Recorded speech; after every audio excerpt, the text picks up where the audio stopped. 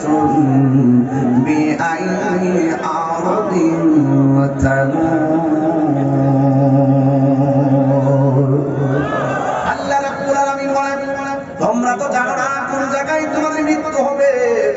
যেই কোনো সময় মালাকুল আজরাইল আমাদের সামনে চলে আসতে পারে।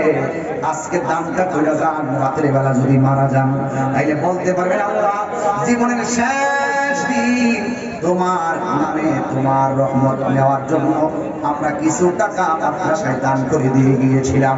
আজাদ পাঠ করতে পারেন, কিন্তু একটা দান যদি আল্লাহর দরবারে কবুল হয়ে যায়, এই দানের উসিলায় আমার আল্লাহ আমাদের জীবনের গুনাহগুলো মাফ করে দিতে পারে কি পারে না?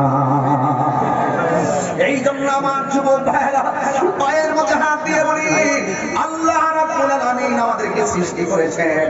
আল্লাহ